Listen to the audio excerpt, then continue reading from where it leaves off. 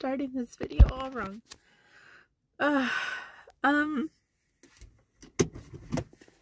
June 1st, 2022.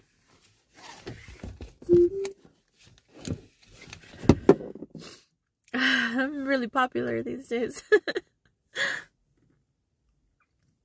I decided to join a dating site, although I'm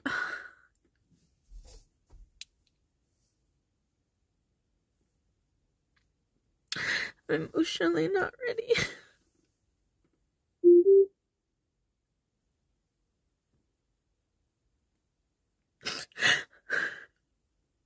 I don't know why today has been so hard. Yesterday and today, I miss him.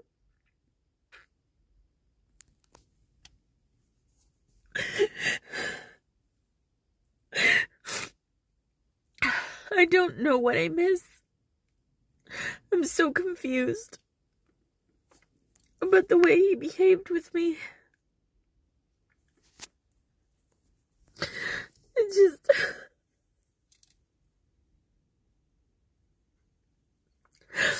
I was talking to somebody and he just asked me to be his Pepper Potts to his Tony Stark, and then sent me some clips, right? And I said that's super cute, and that I'm definitely affectionate like the clips showed, and so I started saying a few things to describe the kind of affection that I offer, and it just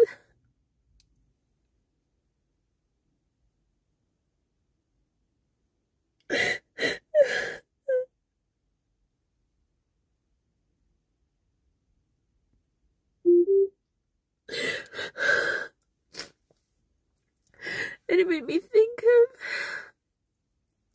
memories, I guess, that I wasn't thinking about, that I'd forgotten, just with Montana and me actually doing those things, and just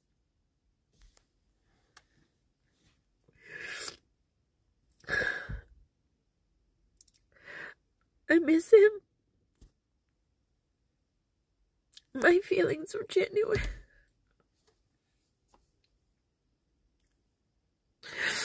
So angry and so hurt, and I just felt like I had to look over my shoulder, and he kept backstabbing me in awful ways, and he had to go. I did the right thing. I did what was right, but it doesn't mean that it doesn't hurt. I never wanted this.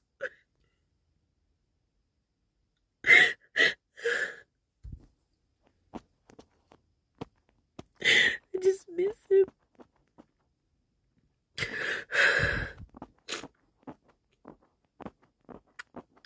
I hate that he moved on so easy. But I guess what else was I expecting of him? He moved on entirely too easy, and I know him. I know he had somebody, which means he was talking to that person when he was with me. Or he had that person on reserve or something, because he just moved on entirely too easy. Whatever. I'm just hurt. I miss our moments on the couch and me holding him and he holding me, and forehead kisses. I would give them to him, he would give me them. I don't understand. I don't understand how he could just sexualize other women, and told me that he valued me the least, but he couldn't sleep without me in the bed. I don't understand. When I would go to the couch, he wouldn't let me stay there. He would always come and get me, and the last time that happened, I remember him telling me he missed me and that I needed those things from him because I really just felt so insignificant to him.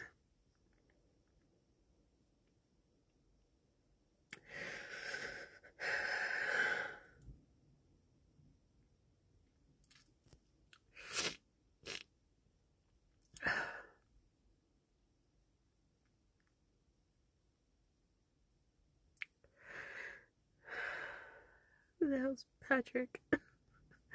I keep getting messages. So many messages. I'm sure some of those guys are great guys. I'm not. Oh, wow. Mark. Steve. Warren. Adrian. James.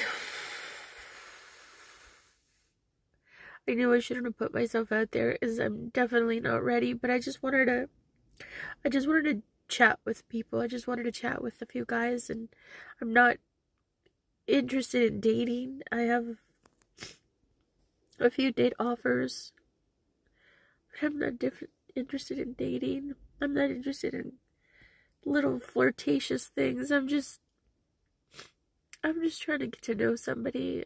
I'm just trying to get to know people. I'm just trying to friend zone everybody. I'm having a hard time with this, but it's part of the process, right? Just the healing process. It was real for me. It was real. I loved him. And I really wish things would have been different.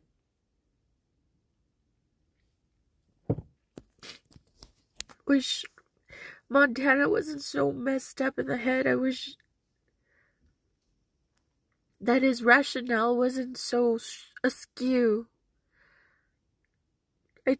I ran into my ex today at lunchtime, and I didn't even see him approach the car. I was in there singing a song and just like really into it, and all of a sudden I looked to my left. This guy's 6'4".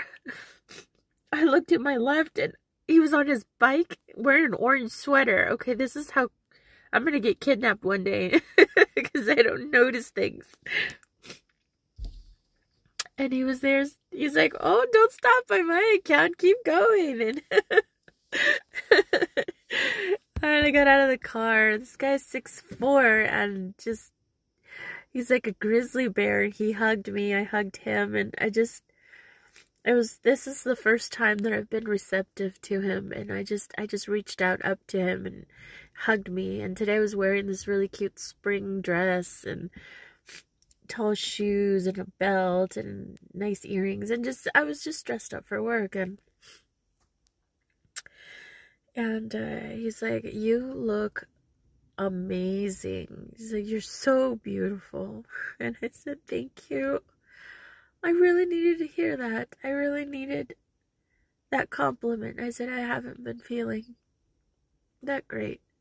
And he said, "What's wrong?" He calls me Koala.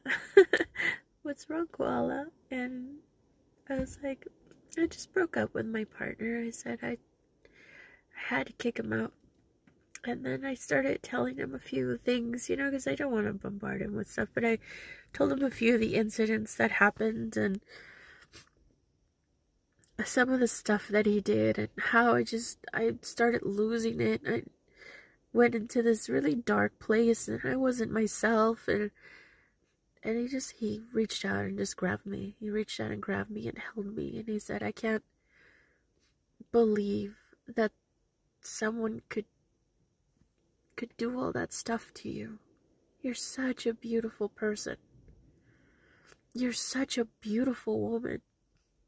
And for him not to value you, it's his loss." And he says, "I wouldn't know," he said, "because I lost you. I wouldn't know what a fool I was." He said, "But you are just," he said, "you're divine. You are a gem. And what an idiot." He said, "There's no one to replace you with." He said, "I would know."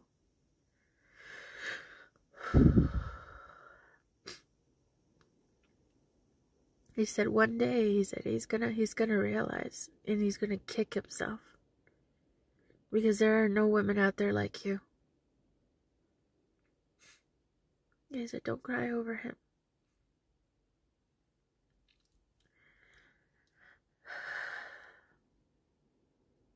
And that was really good. That was really nice to hear. And then that picked up my spirits.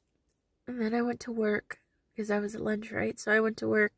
And as soon as I walked into my office, my coworker, you see, it has a habit of letting in patients as soon as he arrives. And I'm more of a, okay, give me like 5-10 minutes to get situated, and then I'll let people in. So I show up, second. And then there was a room full of women, and I thought he knew them because they were all talking with an accent, although the accent was different than his Colombian accent. And then I came to find out that they're Chilean, from Chile, Chilean. And I was working with another patient in another office. And when I came in, I just introduced myself and said hi to everybody. And there was a grandmother, a mom, and a daughter, 3 generations. And the mom looks at me. I'm standing there, and she looks at me and she says, "Are these your paintings in this office?" And I said, "Yeah, they are." And she's like, "I adore these paintings. I adore the color. I adore the concept." I said, "Yeah, I'm a person who," I said, "my life is colorful." I said, "I'm a person that really loves like the saturation, the color. It's life." And she said, "Yes, me too," she said. And she looks at one of them that I have above me, actually. And she said, this one up here, this is you. This is your inner working. This is your soul," she said. And I'm standing there like in awe, just listening to her, right? She says, "This right here, that one painting," she's like, sorry, when I cry, I get so congested, like asthma. And she said, "This is your inner working. This is the way you are, your soul. These beautiful, vibrant, beautiful colors, this deep saturation of these colors." She says, "This is who you are. You are a dreamer." She says, and you're highly intuitively creative. She said, "You have the spirit of almost of innocence." She says, "You have the spirit almost of innocence, and you dream. You are a dreamer, and you manifest things, and you make these things happen in your life." She says, "You are magic." And I was like, oh my God. It's like, who's this lady? And then she looked at another one, an old one of mine that I made, and a few people, even though the character is a redhead, a few people have asked me if that's modeled after me. And she's, the concept of that painting is it's like a princess and the castle's far away, and she's next to a pond where she's holding one frog, and there's a whole bunch of toads and frogs next to her, and all of them have a kiss, and they all look kind of like, spacey, and she looks kind of annoyed. Like she's kissed all the frogs and none of them have turned into princes. Princes.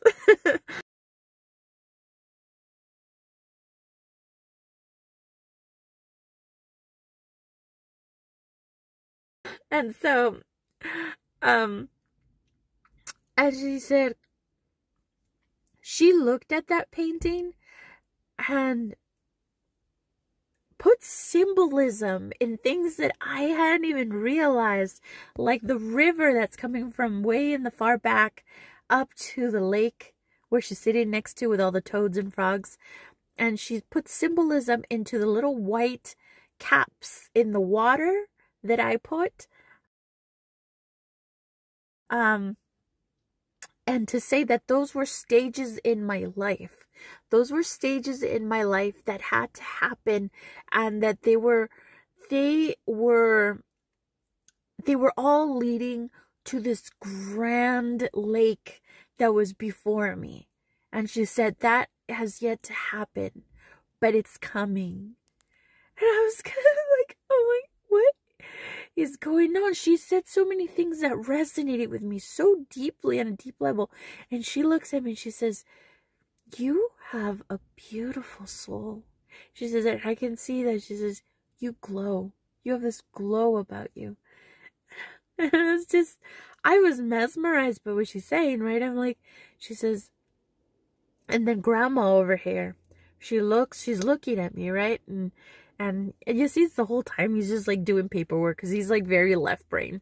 And um and the grandma looks at me and she says, yes, she says, you have a very beautiful soul. This is a very unique person here. She says, you are an angel. You're angelic.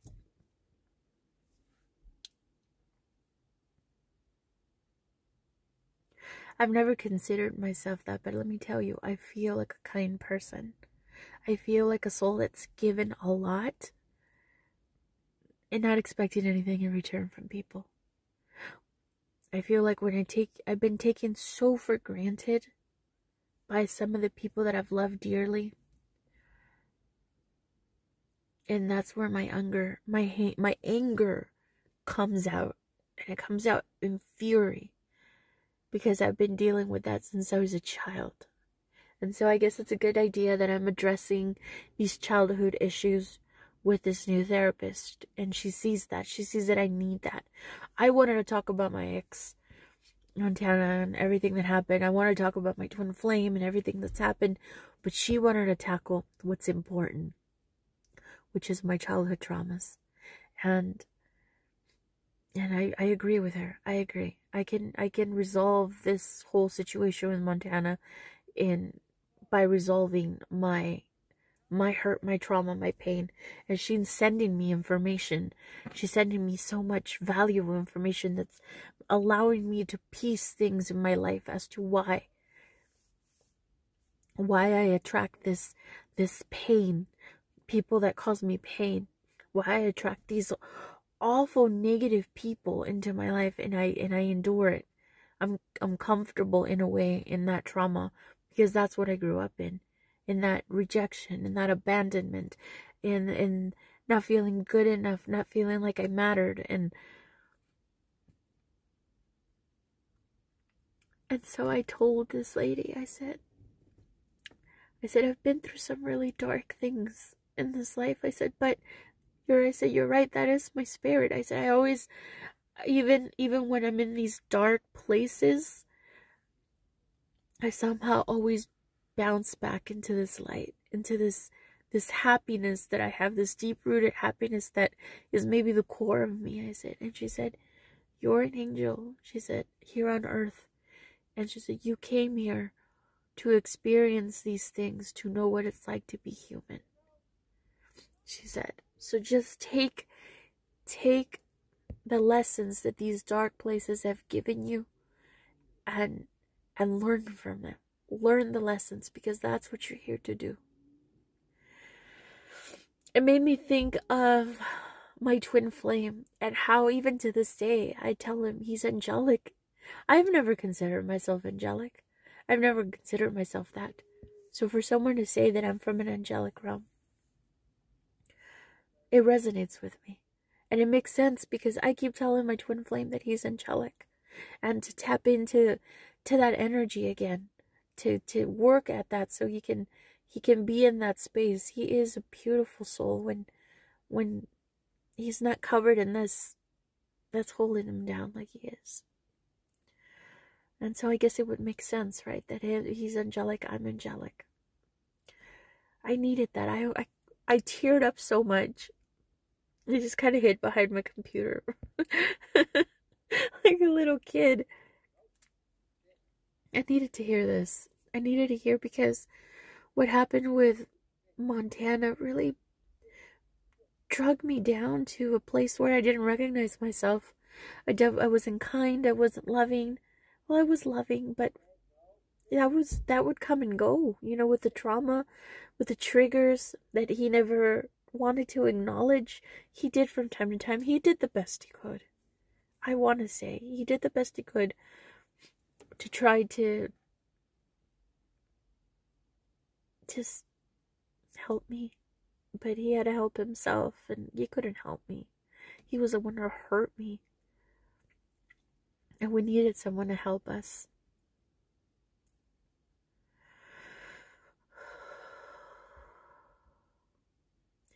And I said, you ladies are psychic. You're very intuitive. I said, I can, not because you're giving me these compliments, I said, and I know they're not compliments. I know that this goes deeper. I said, but I can see that you're really intuitive. And she said, she looked at mom, and the grandma looked at me, and they said, my mom right here, she, in Chile, said, they have a beautiful Chilean accent. In Chile, she worked with the stars. My mom, and it has a gift beyond reason and comprehension. So she was so known for her gifts and working with the stars that she started working in the States with celebrities, and she named a whole bunch of people like Liz Taylor and a whole bunch of other people she named. I can't even remember, but I was like, oh my God. She says she was a personal psychic to a lot of celebrities in Chile and in the States. A personal psychic.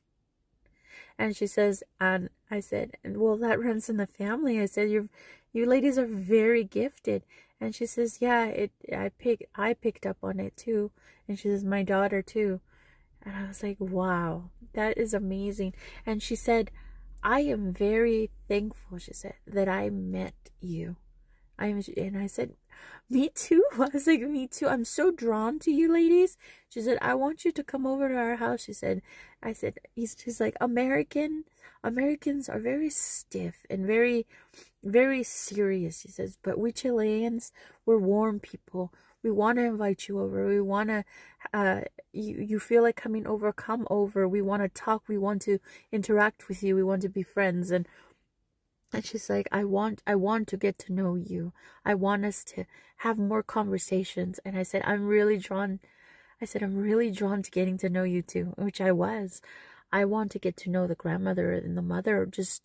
I want to know them. These women are gifted. And not to toot my own horn, but I'm very solid in my intuition as well. So to meet such powerful intuitives like that, where you can feel the resonance, that was intense. And for her to just spiel everything about me, she said so much more. And I'm standing there like, how is this woman reading me like this? It's like she opened my book of life and just read all the chapters that no one gets to see. And I was like, wow. What is happening? I got a beautiful reading. And I know that this was a message from divinity. I know this was a message from creator, source, universe, to remind me of my power, of my place, of my unconditional love that I have to offer. And I'm hurt right now. I'm hurt and I'm healing. But I'm gonna be okay. I'm gonna be okay. And I'm gonna, maybe, like she said, there's a beautiful lake of blessings coming my way, and I believe that. I really do. I really do. I can't get my twin flame to talk to me. I can't get him to open up to me. He did a little bit, and then he gets triggered and he pushes back and he closes off and he blocks me, and that's all him. I'm coming at him with love, but I don't think that he's in a place, and maybe he'll never be in a place, and I have to be okay with that. Just like he said, he has to be okay without being without me. I have to be okay with him never wanting to interact with me. In a perfect world, we would be together, but in a civilized world, we would be at least friends, and it would be magical. But there are things that he can't get past, I guess, and he won't talk to me about them, so I have to be okay with letting him go. There was a video that I was watching yesterday on Twin Flames, and this guy considers himself the utmost in the Twin Flame subject. I think that's a bit much, because I think every Twin Flame situation has universal truths, but everyone is uniquely different. But But okay, so he did have some, with that being said, he did have some stuff to impart that I was like, oh my God, that resonates with me. Like the part that when I connect with my twin flame at any point, no matter how many years it's been since we've communicated, he feeds me this energy that is so consuming, so overwhelming, that the only thing that I can do at that moment is cry. First I cry like I'm purging, and I'm not sure if I'm purging twin flame stuff. I'm not sure if I'm purging just stagnant stuff that I have on my own. I'm not sure if I'm purging. That's the way the energy is manifesting in that moment, but I purge and I cry and I cry, and it's always happened like that. I just cry and let it out. And then the second thing is that he consumes my mind and my energy. And I'm not like this with anybody else. I just go a little crazy and I have all this energy. And so how do I manifest it? I'm constantly singing. I start dancing. I start doing a whole bunch of projects and stuff. He gives me so much energy. And I'll just all of a sudden, I'm this ball of fire and passion and happiness. He gives me that. And this time around, he did the same. He gave me that for days. And I thought to myself, you know what, Kaylita? This twin flame of yours, it might not happen. You guys might not meet. He might not want you. You might block you again. Whatever. But in this moment, in this now, you are feeding off that energy that he's giving you, and it's glorious and it's magnificent. Enjoy it, because this is twin flame energy that nobody else gives me but him. He's the only one. And so I was enjoying it for like a week. I had this glorious energy, this happy vibrational energy, and that's the way that it manifests. That's the way it comes out. And I was daydreaming a lot and just thinking about possibly seeing him again, and just hoping. I had some ideas of what we could do on the day that we saw each other, because for a minute there he wanted to see me, or he thought about it. Like, you know, he wanted to see me. I know you wanted to see me. And I was just like coming up with like cool ideas of what we could do, because when we get together, we are two children. He says he misses a part of himself that he hasn't been able to get back, or he hasn't seen. Hello, twin flame. That's the way the energy manifests in you. And when you're around me, that's the way that you are. You haven't seen it because you haven't been around me. Promise you that if you and I connected physically, like person to person, in person, if you allowed that to happen, we would once again have those moments. Like, I'm starting to like vibrate higher the more I talk about us. We would have those moments like we had back in 2010 in those videos where we're just being silly and we're just being loving and we're just being energetic. And I have a giant smile on my face now, and I'm talking really loud because I love my twin flame, and that energy is coursing through my being right now. And that's the beauty about activated twin flames. You can pull from your twin flame, no matter if you're contacting or not, no matter if whatever happens, you can pull from that twin flame energy. It's an endless, bottomless, beautiful supply of energy. And so here I am. I started off crying, and now I have a giant smile on my face. Thank you. Thank you, Miguelito. You are my angelic, beautiful soul. And no matter what you say or do that is just mean and rude sometimes, and all these feelings that you have, I validate them. I validate them, my love, because you are my soul. I am this soul, and we share it, and it's beautiful. And look at the energy it's giving me. Oh my gosh. Yes, and so yeah, for a few days there, I was just on cloud 9. And I knew it wasn't going to last because, well, I see the pattern, and it didn't seem like he was in a different space to actually open me and receive, and he was receptive a little bit, and more so than we have been in a very long time. So that was progress, and it was really beautiful while it lasted. My twin flame, I have so much heart, so much love for him. Anyway, and so yeah, the video there talked about, you know, how we get a little crazy, we get a little nuts, we get a little in our heads, we get obsessed, you know, with that energy, and we we're nonsensical. You know, one of the twin flames is always just like resonating in that space. So I might put some of the clips of that video tied into this one. But I would suggest, I'll put it in the link too, so people can go watch his video. I thought it was really informative, because that's what happens to me, and I can't help it. I am not like that with anybody else. You leave my life, good riddance for the most part. You know, obviously I have things to work on, like with Montana. I'm working through that stuff right now, and I miss him and I hurt. But I'm not like, it's not at all not at all what my twin flame does to me, and especially when we connect.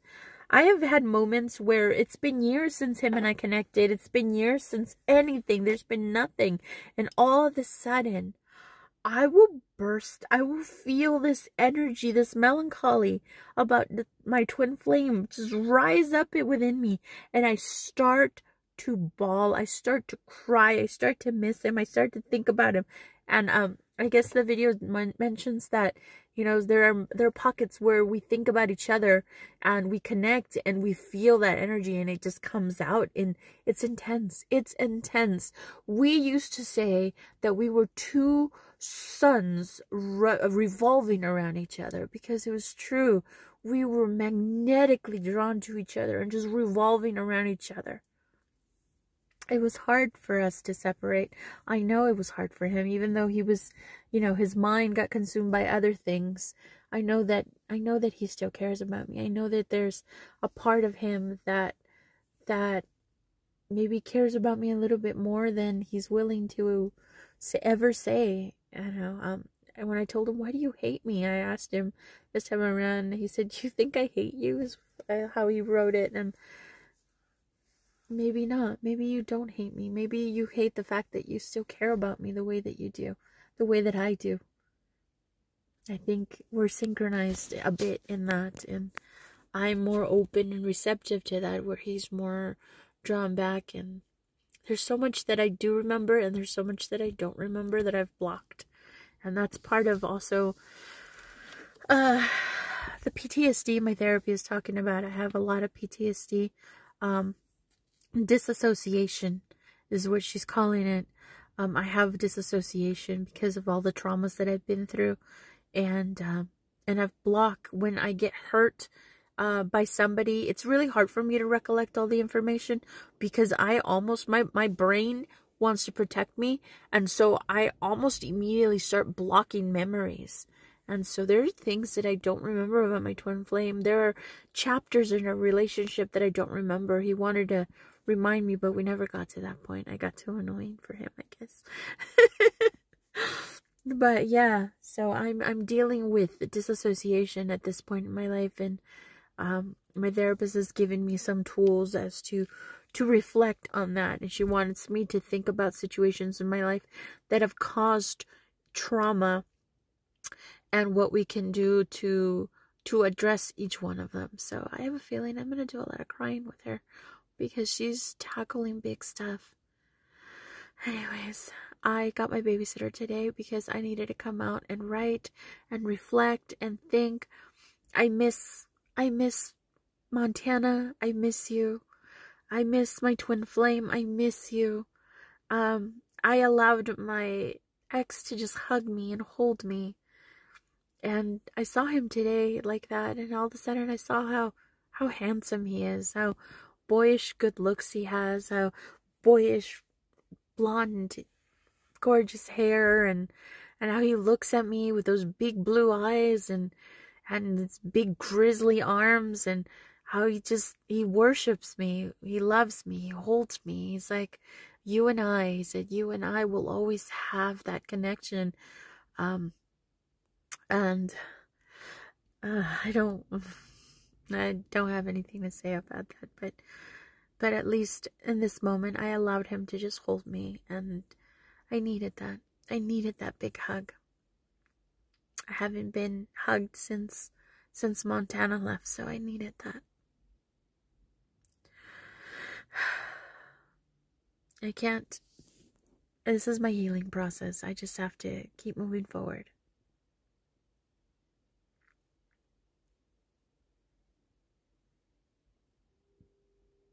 That's all I had to say. It was a lot. Just have to keep moving forward. I know that when the time is right, the one that's meant to be with me will come to me. He will. He will come and be in my arms, and I'll be in his arms when the time is right.